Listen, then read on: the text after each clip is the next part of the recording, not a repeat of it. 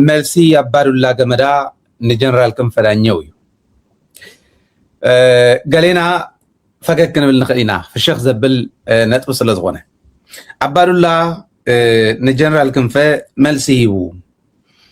ካብ መጀመሪኡ እውን አባዱላስ ስለ ናይ ትግራይ ህዝቢ ስለ ናይ ትግራይ ጉዳይ ካብ ጀነራል ክንፈ ንላዕሊያ ዝፈልጦ ኮይኑስ ንህዝቢ ትግራይ ኣነ እየ ዝፈልጦ እቶም ህዝቢ ትግራይ ከምዚ እዩ ከምዚ ክኾነ ኣለዎ ዝብሉ ዘለው ካባይን ላዕለ ይፈልጥዎን ኢሉ አባዱላ ናይ አባዱላ ታሪክ ድንረአዮ መጀመርያ አባዱላ ናይ ደርጊ ወታደር እዩ ነይሩ ደርጊ ህዝቢ ትግራይን ህዝቢ ኤርትራን ሻውዓይ ጀኖሳይድ ከብፅሓሉ ከሎ ብሓንሳብ ክጭፍጭፎ መኪሩ ሞ ናይ ሻዕብያ ተጋደልቲ ማሪኾሞ ብድሆ ዝበሃል ንምንባርካ ዘፅልእ ኩነታት ኣብ ዝነበረሉ እዋን ኣብ ብድሆ ጎዳጉዲ ዝኹዕት ዝነበረ ሻዕብያ ብደንብ ጌራ ዋግኡ ዝሃበቶ ሰብ እዩ ሻዕብያ ዝማረኽዎ ናይ ደርጊ ወታደር እዩ ነይሩ ሳላ ወያነ ግን ወያነ ነዚኦምሲ ናህና እዮም ኢትዮጵያ ናይ ብሔር ማዕርነት ብሔራዊ ማዕርነት ዘለዋ ኢትዮጵያ ክንምስረት ኢና ኢልና እንዳተቃለስና ብዘለናሉ ኢትዮጵያውያን እዮም እሞቶም ዝማረኽኩሞም ሃውና በጃኹም ግደፉ ኢላ ወያነ ካብ ሻዕብያ ለሚና ዘምፃቶ ለሚና ምፅያ ኦህዴድ ዝበሃል ፓርቲ ንክምስርቱ ደጊፋ ፀጊና ፀጋጊና ኣብዚ ደረጃ ዘብፅሓቶ ናብዙ ሕዚ ዝኒሄዎ ደረጃ ዘብፅሕቶ ወያነ እያ ስለዚ ህዝቢ ትግራይን ህዝቢ ኤርትራን በዓል ውዕለቱ እዩ ንአባዱላ ገመዳ ብሂወት ንክተርፍ ኣብቲ ሕዚ ወፅሕዎ እኒሄ ደረጃ ንክበፅሕ ህዝቢ ኤርትራ እውን ክማርኽዎ ከለዎ የጥፍእዎን ኣይቀተልዎን ሻዕብያ ህዝቢ ትግራይ እውን ብደቆ ኣቢሉ ካብ ብድሆ ካብ ናይ ብድሆ ኣፍክቱን ባዴላን ሒዝካ ጉድጓድ ካብ ምኹዓት ዘውፅዎ ንሶም እዮም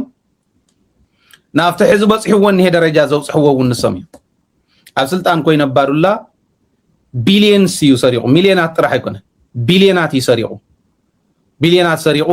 ንህዝቢ ኦሮሞ ክበሃል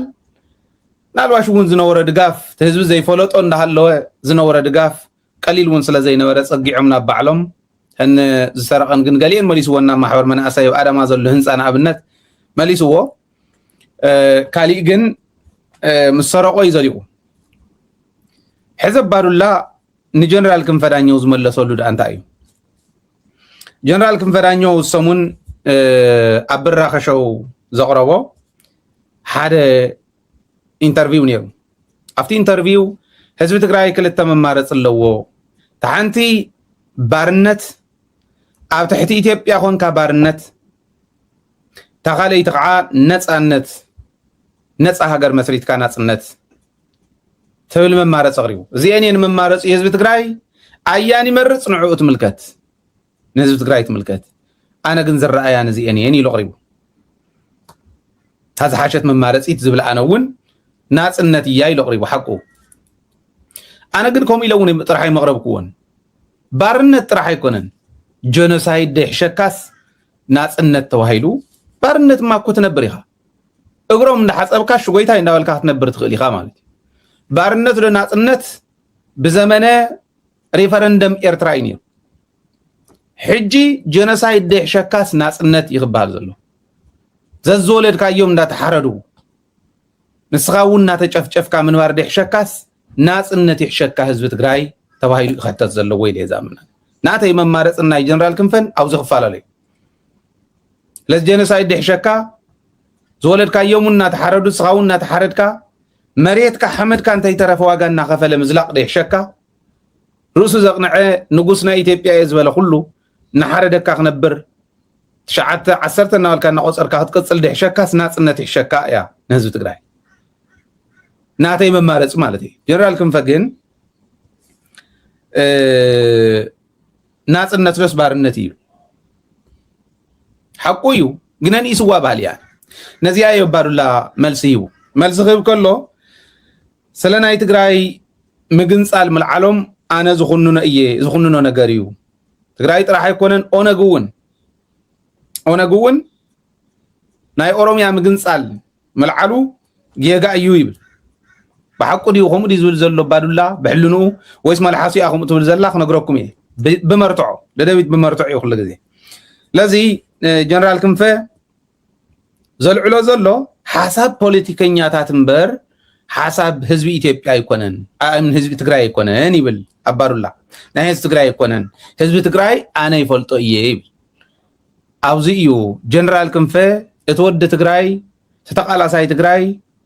تتجرى لا تجري ناس تجري زي فلتو أبارولا جمدا تماريخه قول لنا والكلو أوزن وركوان تجارم سيوم ويا خف بيلو من نيرام يمس تجري أقول لي سنية دتا تجري أقول لي سناني إنمو فلتو مية إلو كزارب كاب جنرال كنفن لعلنا يتجري قداينا يتجري أجمنا يتجري أجافليت وس أبارولا جمدا هم زي قبل كل مسمع مالتي زين سمع يبلنا زيادة زبلا زلوا نا إثيوبيا بفتصم تجنت أطلع تتايا اللي تقولوا ميا من سوق اللي جلناو يبهر برم عطتها تنور على مالت فتصم ما يتشالناو إرترا يا أفريقيا هبرتنا يا عرب ليج عبال هنا نبر at the same time إيه دقمو هون تبلو سيسرّاي نبرناو كولتهم تكم لماغنيت ولتنم لما نبر يبل أبارولا يقوم زلزلة إرترا زغدت له زتجنسلت له طرح أنت يكونس بحرز سألنا له من قدون أي فلتون نسم وقدفو نايتي إرترا كينات زتل على اللون أي فلتون نمنتهي كم تل عليه فلتن كم وتقدر تعزيزة تزعز خبيره يبل إرترا تجنسلت له من قدي إرترا جنسيلهم زبحالو تجاريا جنسيلهم ما خبحال بحريا سينا خبال كله تجاريهم بحر سينهم من خبال بحر خدي فلت إرتراح تجنس أي فلت انتهي مغنيات كم زكاة عنا انتهي مغنيات نافت خوينات كم زقتوا الناون أي فلتني زيريهم 3-4 نخلت يوم إدوس يوم ناي هو دق صراحة فتسم تزبحال زنورو تتشعتنا تواصل 3-4 نخلت وصينو يدوتي وصينو خوينات كن كفتل لنا مسير تراي 3-4 نخلت يموسيو انا عنتوي قلب مئتاوي ناوزيو حدا تجارا لاي نوقعن نير 3-4 نخلت وصيو كلته طرح خوينات كن كفت يبلنا نرايو بدبلوماسي او تصنح او نهلوت كونتين نغبرا نكلاخل كاو كن دبلوماتيكلي تولو نغواي زولو اديسو لغسن ملسن نيروم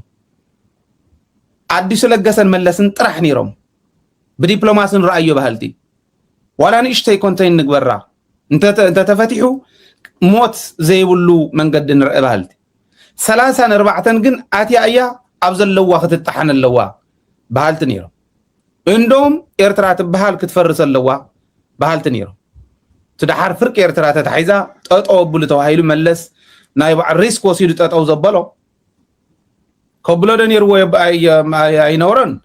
شو عزنا وري فردوه أنا بزخوين خزارة بيدل شو هون كاي خرز الله جن أو زبالو ريسكو سيد بعلوي بينو ريسكو سيد إيو تأو بيلو سكع حززوك أصلو سكع حزن إحنا ونبلع علو زلنا تجارو نبلع علو إرترا خمزي أجيركم ما من قصتخن كير نورنا تواهلنا نبلع علو أو كن دزا خلصنا إدنا تنخسنا له إرترا خم جيرنا لحنا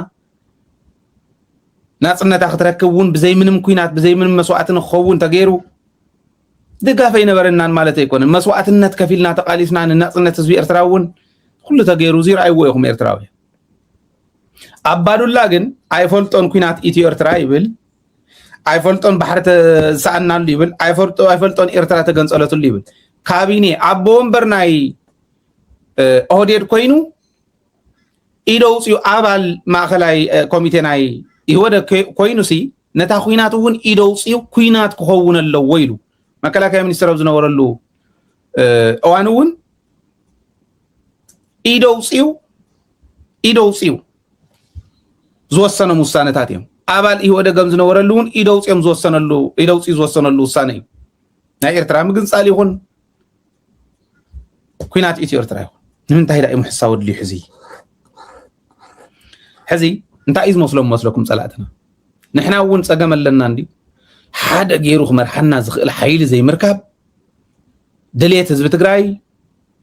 ናብ حدا اكيبو عقم حزب تግራይ ናብ حدا اكيبو نتግራይ كمرح زخل عقمي اندهالوه زعوره اندهالوه صممه اندهالوه افو تلغمه حيل انهنا حزي اندهالوه تግራይ ንምስጋር كل ግዜ ከም ዝብሎ ከቢድ ኣይኮነን ሕዚ حيل تግራይ متقام مغال እያታ ዋና መልሳኒራ እዚኣ ከዓና ዓዝ ኽእል ሰብ ምእታው እያታ መልሳኒራ ከም ዝበለ ሰብ እንተዝፍጠር ኣነ እየ እንተዝብል ወይ ንሱ እዩ እንተዝበሃል ንዑ ዳው እንዳቆረፀ ዓይኑ እንዳጥፈእ ዝሓድር ብዙሕ መኾነ ትሪእዎ ኣለኹም ከመይ ይኾን ከም ዘሎ ስለዚ ኣባዱላ ዳኣን ምንታይ ኢኹም ኢሉ ናይ ልቦ ይኮነን ፕሮፓጋንዳ ይትስራሕ ዘሎ ንጀነራል ክንፈውን ነህዝቢ ትግራይስ ካብ ክንፈ ዳኛው ንላዕሊ ኣባዱላ ፈሊጥዎ ይኮነን ዓጀውጀው ዝብል ዘሎ እንታይ ዳ እዩ ዝፈልጥ ኣባዱላ ድኹም ፖለቲካዊ መሪሕነት ከም ዘለና ይፈልጥ ድኹም ኣነ ባይዘወይ ሓደ ግዜ ድኹማት ክበሃሉ ከለዉ ሕዚ ክላእሰኢልና ንኺድ ድሓን ድኹማት ዋላ የወልና ፀገም የለን ጠራሕታ ስልጣን ንሓዛ እምበር ኢሎም ዝኸዱ መራሕትና ፅባሕ ንጎ ሽሞም ንሳ ምዃና ይፈልጡ ሽሞም ንሳ እያ ሌጋሲኦም ንሳ እያ ድኹማት እያ ናይ ድኹማት ሌጋሲ ገዲፎም ይሓልፉ ከም ዘለዎ ይፈልጡ እዚኣ ምዃና ዘይምፍላጦም ንዖም እውን ህዝቢ ትግራይ እውን ተብልዑ ኣላ ክወርዱ ከለዉ ድኹም ዝበሃል ዘሎ ሕዝና ኤሊ ንብሎ ዘለና ወዲ ወረደ ከም ኤሊ ጎተት ናበለ ዝኸድ ዘሎ ንብሎ ዘለና ወዲ ወረደ ፅባሕ ንጎ ሽሙ ንሳ ኤሊ እያ ናይ ውሳነ ብዝሓለፎ ዘይሓለፈ ሰብ ንብሎ ዘለና ደብረፅዮን ክወርድ ከሎ ንሳ እያ ሽሙ ሽምኩም ኣስተኻኽሉ ሌጋሲኹም ኣስተኻኽሉ እዚ ምክረ እዩ ናይ ኣባዱላ ገመዳ መልሲ ንክንፈ ዳኘው ኢሉ ዘቕረቦ ግን بتحرك ገጽ ኩልና ንፈልጦ ዓጀውጀው ዋላ እንትኾነ ብልቡ ከም ዘይኮነ ትሪእዎ ግን ኦነግ እውን ኦሮሚያ ክግንፅል ምሕሳቡ ጌጋ እዩ ሕወሓት እውን ትግራይ ክግንፅል ምምኳሩ ብንበዓል ክንፈ ዳኘው ኣቢሉ ዘዛርቦ ዘሎ ጌጋ እዩ ይብል እሞ ሕዚ ናብ ኦነግ ንምፃእ እታ ናይ ትግራይ ግደፍዋ ናይ ልቦ ኣይኮነን ካብ ክንፈ ዳኘው ንላዕሊ ኣነ ይፈልጦ እየ ክብል ከሎ ይኣኽለና እዩ ካብኡ እንዳሓር ትርጉም ዘይብሉ ዘረባ ምዃኑ ናብ ኦነግ እንተመፂና ግን ናይ ብሓቂ ኣባዱላ ገመዳ ኦሮሚያ ትበሃል ሃገር ክትምስረት ኣይሰርሕን ዲ ዘሎ ኣብይ ይሰርሕን ዘሎ ኩለን ኣባዱላ ገመዳ ኣሎ ብድሕሪኡ ግርማ ብሩር ኣሎ ብድሕሪኡ ኩማ ደመቅሳ ኣሎ ብድሕሪኡ ካልኦት ደርጋውያን እውን እኔው ብድሕሪኡ ደርጋውያን ንትግራይ እስካዕ ዘጥፋእካሎም እግሮም እንዳቆረፅካዮም እውን ይስምዖም ትግራይ የጥፋልና ኣሎ ኢቱ ሕነ ይፈደልና ኣሎ እዩ ትግራይን ኤርትራን ተደምሲሰን ምርኣይ ሕነና ተፈዲዩሎ ስለ ዝኾነ በዚ ደረጃ ስለ ንግምግሞ ማንም ይኹን ማንም እዚኣ እስካዕ ዝሰርሓልና በቃ ንድግፎ ኢና ናይ ደርጋውያን ናይ ኦህዴድ ግን ዓባይ ኦሮሚያ እያ ትምስረት ዘላ ሓዙን ሕዝውን ደጊመ ከእምጠልኩም ናይ ኦሮሞ ናፅነት ሰራዊት በባዱላ ገመዳ ከም ዝድገፍ ትፈልጡ ዶ ሳተም ግንፃልዮም ዝደልዩ ኦነግ ኣባዱላ ፅቡቅ ገይሩ ምስ ኦነግ ይሰርሕ ከም ዝነበረ ክትፈልጡ ዶ ንሕና እዚ ዘይምፍላጥና ይትሽግር ነዚኦም ዘይምፍላጥና ይትሽግር ከምቱ ወላዲና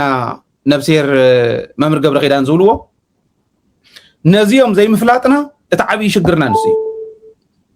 ዓብይ ሽግርና ንሱ ስለዚ ንርአዮ እሞ ኦነግ ብኡ ይድገፍ እንድሕር ኢልና ብበዓል ኣብይ ኣሕመድ ይድገፍ እንተልና መረጋገፂ ነቕምጥ ናይ ኦነግ ሰራዊት ናይ ኦሮሚያ ናፅነት ኣርሚ በባዱላ ገመዳ ይድገፍ እዩ እዚ ዘርየና ናይ ኦሮሚያ ናፅነት ኣርሚ ምስ ናይ ኢትዮጵያ ሰራዊት ከምቲ ካልኦት ከባብታት ዝገብርዎ ዘለዉ ከምቲ ምስ ትግራይ ዝገጠምዎ ዘይገጠምሉ ንምንታይ ይመስለኩም ሪዘርቭ ሰራዊቶም እዩ ኦሮሚያ ትበሃል ዓባይ ኦሮሚያ ምስ መስረትዋ ሪዘርቭ ሰራዊት እዩ ኦሮሚያ እኮ 33 ዙር ፍሉይ ሓይሊ ስልጢና ትግራይ ፍሉይ ሓይሊ ናይ ትግራይ ፍሉይ ሓይሊ ናይ ኣምሓራ ፍሉይ ሓይሊ